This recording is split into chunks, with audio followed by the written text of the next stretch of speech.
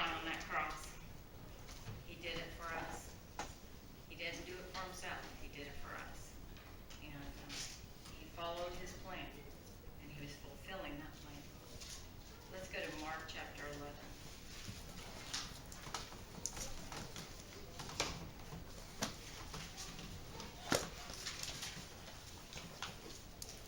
When we think of kings and queens and royalty, we think of, Queen Elizabeth and her father before her, and, you think of the children, Prince Charles and Camilla, Prince William and Harry, and their babies, at least not Harry's, but William and his wife. You hear all about the royal family, and you'll see Cassie, you'll see Sassy in a few weeks, and she can tell you all about it, because that's where she's from. It's from England.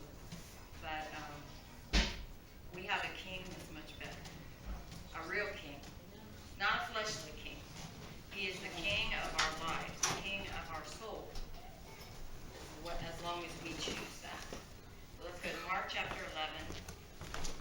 I'm going to go 1 through 11. Can't have Palm Sunday without going into this, because what he did for you and I was such a sacrifice that no one would do this for us except for Jesus. As they approached Jerusalem and came to Bethphage and Bethany at the Mount of Olives, Jesus sent two of his disciples, saying to them, "Go to the village ahead of you, and just as you enter it, you will find a colt tied there, which no one has ever ridden. Untie it and bring it here. If anyone asks you, 'Why are you doing this?' say, 'The Lord needs it, and we'll send it back here shortly.'" They went and found the colt outside in the street, tied at a doorway. And as they untied it, some people standing there asked, "What are you doing untying the colt?" They answered as Jesus had told them to, and the people let them go. When they brought the colt to Jesus and threw their cloaks over it, he sat on it. Many people spread their cloaks on the road, while others spread branches they had cut in the fields. Those who went ahead and those who followed shouted, "Hosanna! Blessed is he who comes in the name of the Lord. Blessed is the coming kingdom of the Father David. Hosanna in the highest heaven." Jesus entered Jerusalem and went into the temple courts, and he looked around at everything. But since it was already late, he went out to Bethany with the 12. Let's go to verse 15. On reaching Jerusalem, Jesus entered the temple courts and began driving out those who were buying and selling there. He overturned the tables of the money changers and the benches of those selling doves, and would not allow anyone to carry merchandise through the temple courts. And as he taught them, he said, "Is it not written, 'My house will be called a house of prayer for all nations'? But you have made it a den of robbers." The chief priests and the teachers of the law heard this, and began looking for a way to kill him, for they feared, because the whole crowd was amazed at his teaching. And when evening came, Jesus and his disciples went out of the city. You have 1 week where they're worshiping him and praising him as you would a king. But though he came on a donkey, they wanted a king. They were looking for a king that would fight for them, that would save them from the Romans and change their whole situation of life. But here, King Jesus came with humility.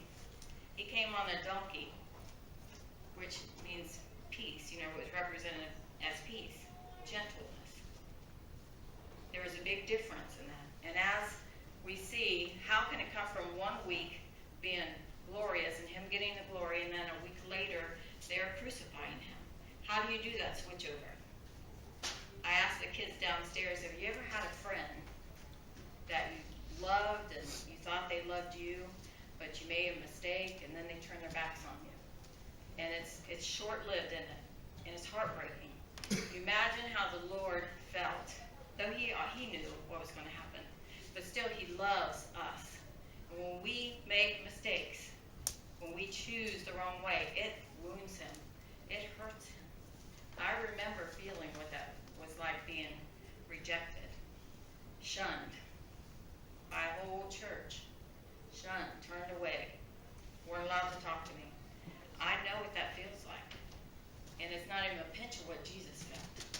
Not even a pinch. His own country.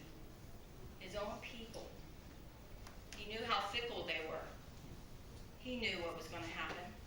And that's still heartbreaking even for us. When he left the city, he looked back at the city and he cried and he wept. That was his home. They didn't even accept him. You know, they turned from him. That is a burden to carry. You know, he's here to save souls.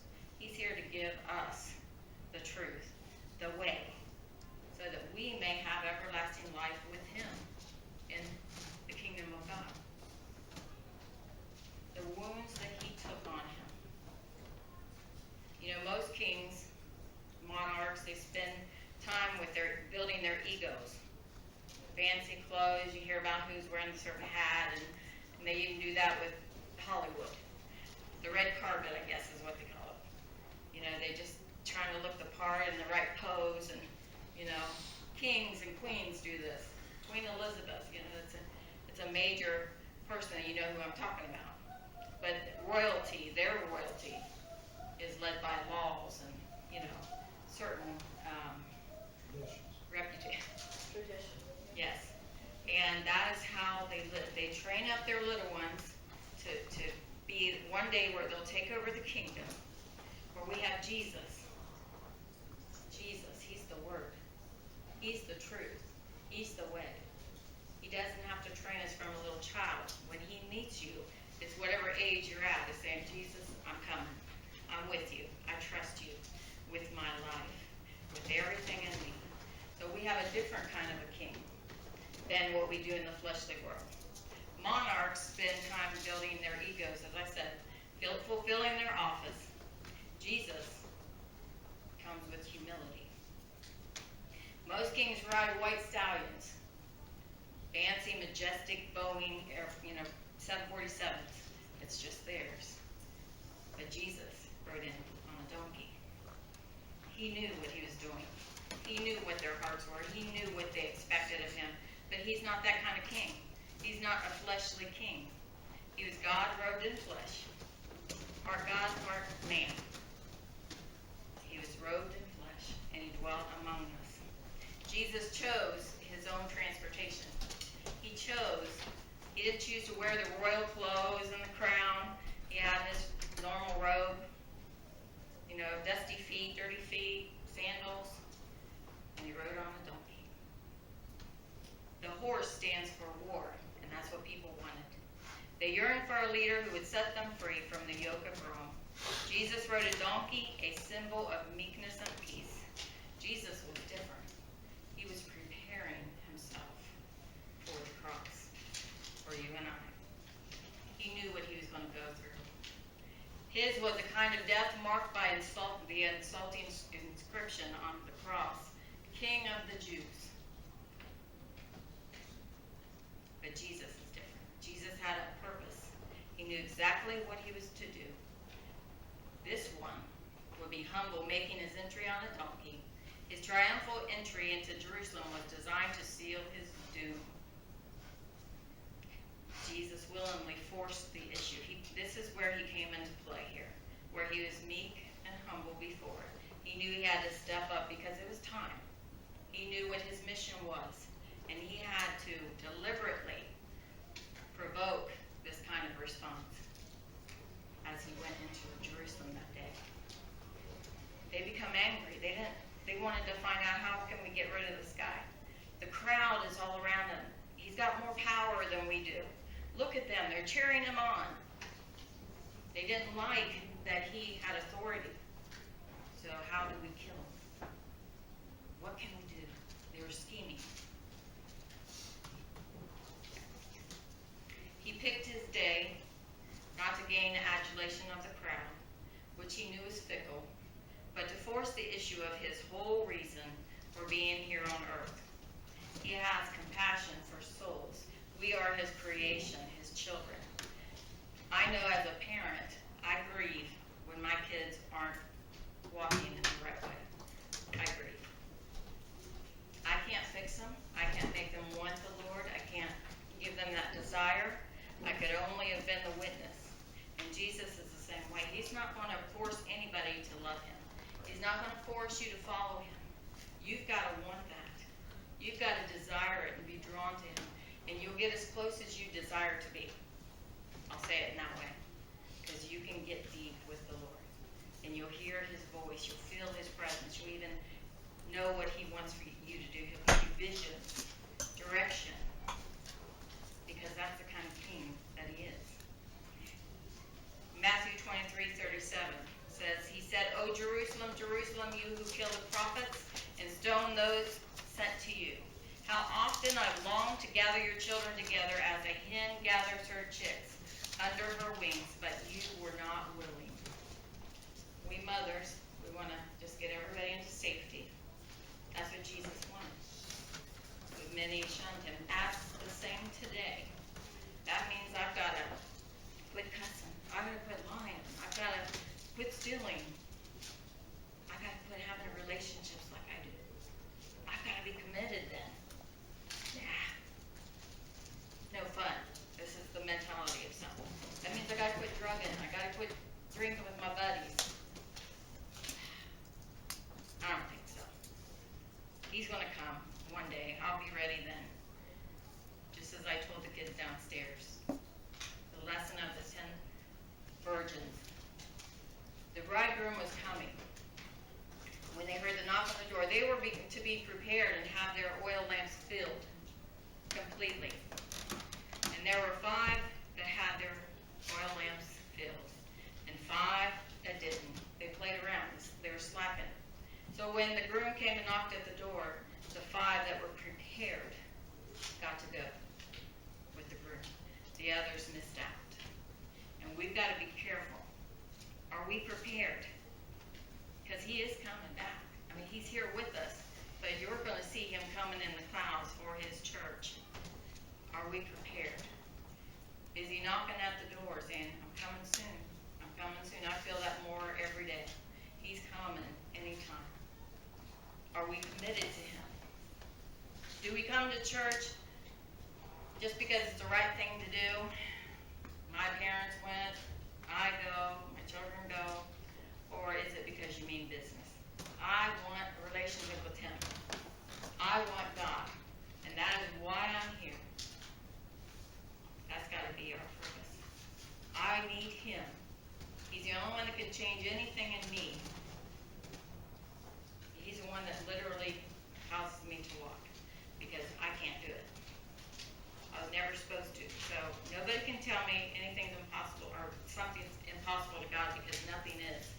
If it's in his plan for your life and he allows something for you to deal with, he's going to walk you through that. You're not doing it alone. That's the kind of king that we have. He healed broken bodies as the blind and lame freely approached him the days after the triumphal entry, which so quickly turned into the day of his crucifixion. He didn't flaunt who he was. As I said, he didn't wear the robes, and he could have came down here, because rightfully so, he's the king. But he didn't do that. He came as a servant. He was a carpenter, raised up as a child with his parents. He was a carpenter. And when he was of age, it was time for him. It was time for him to give his word, to lead people in truth, to understand what his purpose was and their purpose, our purpose. As we read this book, we know what we should do, how we should live. The Bible is so clear in so many ways. And I haven't had, until 2004 was when I really started seeing things that I didn't see before. Because I was ready. I was ready. I asked him to take away all the confusion that I've learned, all the leading things that I thought was right and to be accepted, and God must do this. It was garbage. Read this book, and it'll bring life into your spirit. It'll heal your mind, your heart, your soul, whatever we need. When you pray, Jesus, whatever your will is. Because as I said, we molds us and shapes us through our fiery trials if we'll hold on to him and don't let go. I don't know if I've shared this about my friend Penny that had cancer, female cancer, and a couple weeks before we knew of it, the Lord gave me a message to give her. And I'd never done that before. This was 15, 20 years ago. And I said, Penny, I don't know, but I have to say something to you. And I said, the Lord wants me to tell you that you're going to go through a heavy trial, but he's going to be with you, and you got to hold tight. Do not let go of him. Trust him, because he's going to bring you through it. And I didn't mean to scare her, but he was letting her know, this is what's coming. I'm going to be your strength. I'm going to be your help. And a few months later, she called me, and she was just devastated. Cancer is tough. It's one of the most, if I could get rid of diseases, that'd probably be the one. So many people are lost from that, but God is the healer. She called and she was weeping. She said, Sherry, is this it? I said, is this the hardest thing you've ever had to deal with? She said, yes. I said, so you remember what he said. Hold tight to him. He's going to bring you through it. So the whole time she went through radiation and some surgery and, horrible things that she went through. But she trusted him. She kept praying, kept giving scriptures, things that she could stand on. And she's been cancer-free, I think it's 12 years now. And she keeps giving God the glory. But she trusted him. And he meant it. He doesn't play with us. If he asks us to do something, trust him. And it may not make sense to everybody else. It may not, because it's not what you have to go through. But when he gives you a message, you better stand on it and believe it. Because that's the kind of king that we have. Yes. His compassion, his love, and mercy is so great. We cannot even fathom how great he is. We wouldn't be able to handle it. He couldn't give everything to the disciples. They weren't physically and mentally and emotionally able to understand. But the day's coming. Everything will be revealed. That's right. We'll see it all. We will see it all. Let's go to Isaiah 53.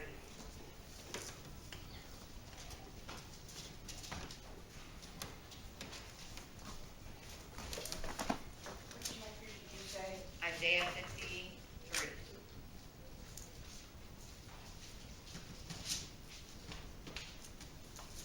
Verse 13. I'm sorry. No, I've got 1 through 12. Yes. Who has believed our message, and to whom has the arm of the Lord been revealed? He grew up before him like a tender shoot, and like a root out of the dry land. He had no beauty or majesty to attract us to him. Nothing in his appearance that we should desire him. He just looked like a normal person. He looked like it. He lived. He ate. He played as a little boy. He was despised and rejected by mankind, a man of suffering and familiar with pain, like one from whom people hide their faces. He was despised, and we held him in low esteem. Surely he took up our pain, and he bore our suffering. Yet we considered him punished by God, stricken by him, and afflicted. But he was pierced for our transgressions. He was crushed for our iniquities. The punishment that brought us peace was on him, and by his wounds we are healed. You'll see some versions, they'll say, by his stripes ye are healed. We all like sheep have gone astray. Each of us has turned to our own way, and the Lord has laid on him the iniquity of us all. He was oppressed and afflicted, yet he did not open his mouth. He didn't say one thing. He could have annihilated everybody right then. He didn't have to go through this. But he stood through ground, and he followed through with what his plan was. And as a sheep before his shearer is silent, so he did not open his mouth. By oppression and judgment he was taken. Yet who of his generation protested? For he was cut off from the land of the living. For the transgression of my people he was punished. He was assigned a grave with the wicked,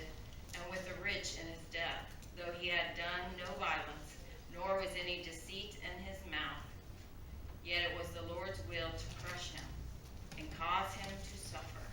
And though the Lord makes his life an offering for sin, he will see his offspring and prolong his days. And the will of the Lord will prosper in his hands. After he suffered, he will see the light of life and be satisfied. By his knowledge, my righteous servant, and will justify many, and he will bear iniquities. Therefore, I will give him a portion among the great, and he will divide the spoils with the strong, because he poured out his life unto death, and was numbered with the transgressors. For he bore the sin of many, and made transgression for the transgressors. For us. Just for us. In Isaiah 52:13 through 15.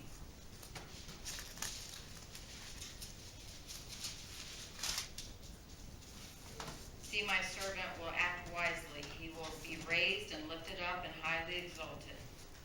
Just as there were many who were appalled at him, his appearance was so disfigured beyond that of any human being.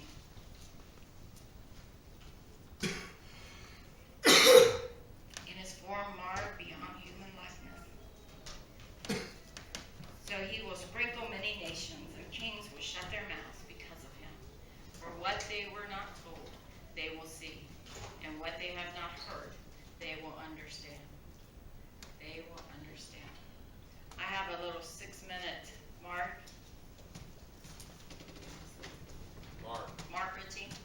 The video, it's a 6-minute doctor's explanation of what Jesus, his body went through. For 6 minutes, if you don't mind. It's not for a shock thing, but it's reality of what Jesus did for you and me. The reality of what he went through. The pain and suffering. Yeah, I believe that Christ's suffering and the demonstration of the kind of physiologic stress that his human body was under is manifested in the Garden of Gethsemane, where it's described that he was sweating blood. And there is a well-documented medical condition in which patients who are under tremendous amount of emotional stress and physiological stress can, in fact, sweat blood, because little blood vessels within the glands burst, and then the blood is expressed. The scourge involved the use of a short whip with pieces of typically metal, sometimes bone, sometimes pieces of porcelain wrapped in these leather straps, which is then utilized to come across typically the back, the shoulders, the legs of the victim. The first few passes across a particular body part would tear through the skin, the fat, but eventually, once the outer layers were torn away, it would start getting in the muscle and the tendon. And of course, along the way, you're ripping through all the blood vessels that supply all those tissues. And so you're losing blood the whole time. The plant that was described actually had a very long thorn, not the little thorns that we would think from a rose bush. These were thorns that were typically 1.5 to 2 inches in length. The scalp is one of the most vascular portions of our bodies, and a huge blood supply up there. So then having those thorns shoved down into down onto the bony plate would have gone through all the scalp, which in and of itself would have created a huge amount of blood loss. I've seen people actually bleed to death from just a scalp injury. So it's not a small injury to have, dozens of these things shoved into your scalp. And so that would have caused more blood loss.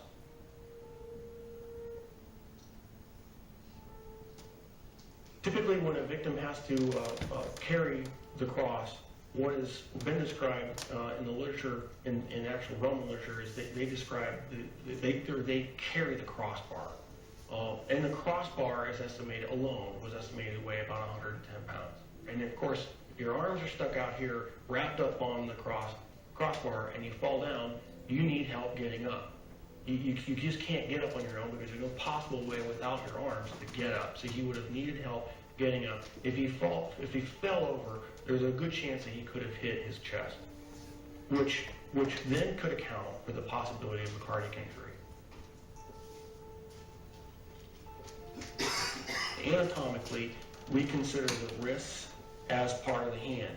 And so with the placement of the nails between the radius and the ulna, at that position, it still fits the definition of being in the hand, and it's in a position in which the nail won't rip out, which you have to have a solid point of fixation. Another interesting point about the placement of that is the median nerve goes right straight through that particular portion of the wrist, and so there would have been either destruction of the nerve or impingement of the nerve that would have created tremendous amount of pain, so that every time you try to take a breath, it'd be agonizing. You'd be pushing down on spiked feet, which of course hurt, and then you'd be hanging on spiked arms. And so you alternate from excruciating pain to excruciating pain every time you take a breath.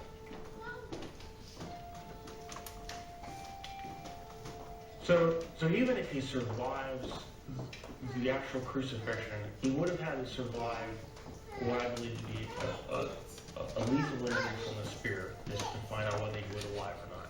So what's described as the loss of water and blood, and that would entail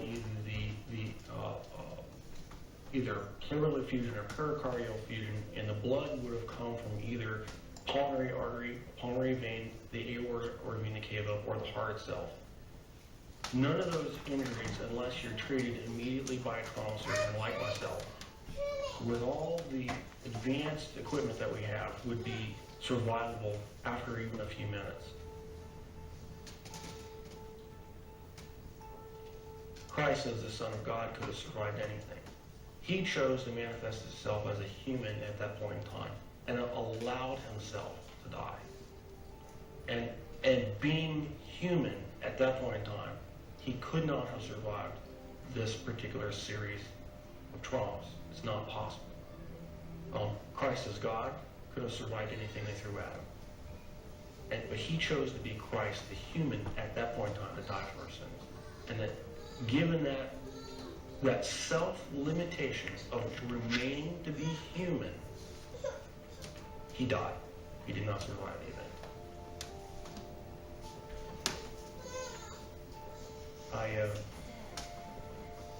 I'm probably impacted by it. Because I realized the price that he paid was something I'm not, I would never be willing to do for probably anybody. It's very difficult for me to even sing songs about the cross, even in worship. Because I truly do understand what he paid, the price that he paid.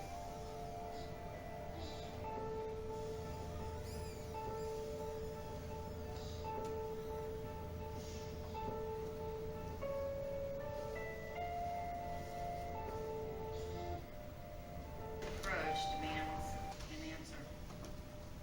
Are we going to be ready? There is no neutral ground. Either we live for him or we don't. There's no writing on the fence. It's either yay or nay. And that's how God sees it.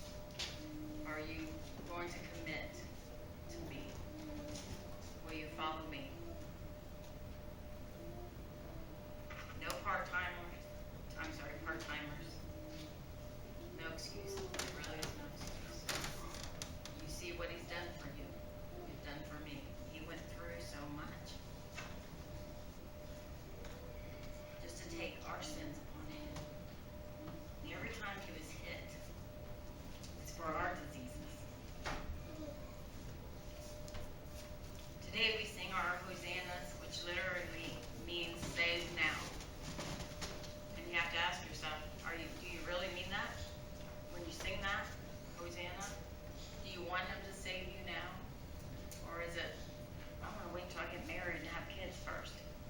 And don't come yet. I've heard that so many times. So many times. Either we're with him or we're not.